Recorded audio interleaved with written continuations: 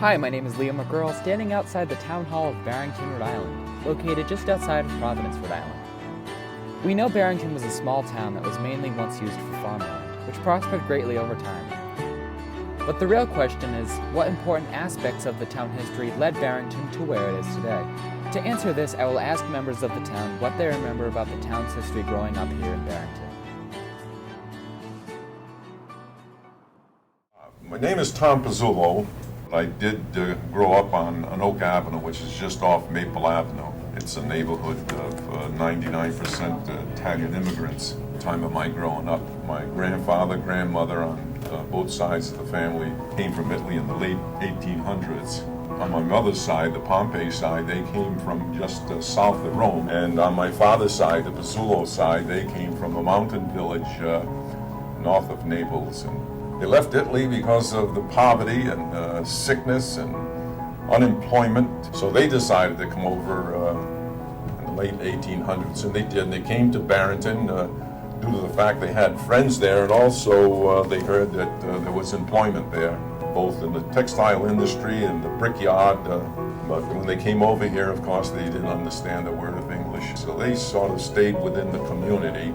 Everyone else spoke the language. So they felt very comfortable within that 3-4 mile square area off Maple Avenue. What type of businesses were there in town back then?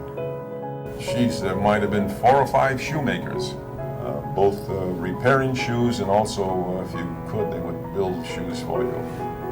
Where the dairy people was farms on off Middle Highway there at Despirito. They had a big dairy farm there. Mancino grocery store at the end of Maple Avenue and County Road. If you didn't have the cash to pay for the groceries, they would give it to you, and you'd pay so much per week, whatever you could afford. Where did people settle in Barrington geographically? It was north of the Brickyard Pond, down the end of Maple Avenue to Middle Highway. Middle Highway also going left toward the country club, that was all settled by the Italian immigrants. And then from the end of Maple Avenue and Middle Highway up all the way to County Road. My maiden name was Antonetta Conti. It's now Simmons. I lived at 93 Anoka Avenue growing up. Back of the Vienna Bakery, there was like 2 or 3 lots. My mother used to plant all her vegetables and stuff there.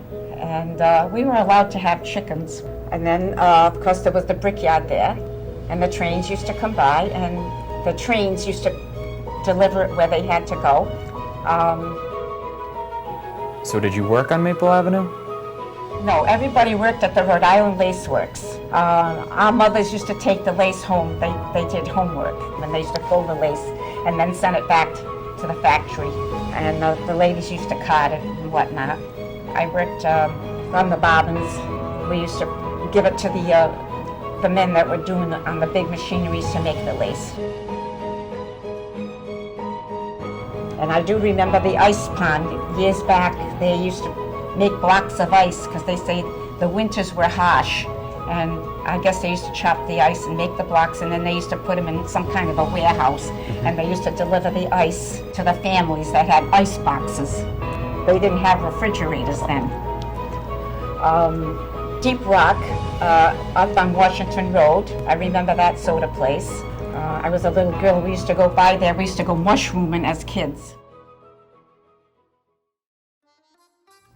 So, Marie, where did you live?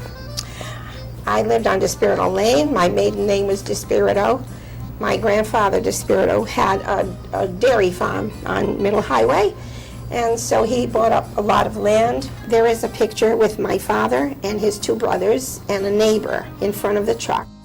My grandfather came over from Italy in, I think, 1915, and then he married my grandmother.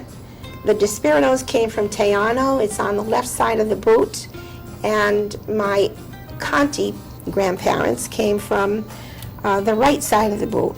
My grandmother, my mother's mother, was born on the ship on Hudson River. So did you go to church? Was church very important for your family? Absolutely. It was the center of our family. We went to Holy Angels Church. My grandmother was married there, and my mother and I, and that's where our family life was. We were kind of a close-knit group.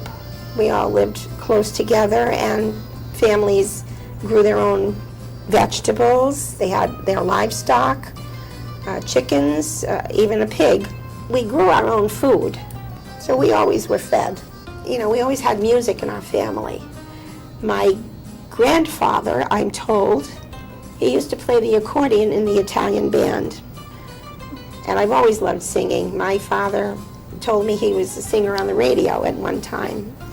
And as I got older, I harmonized with him. Music was a part of our family, an important part.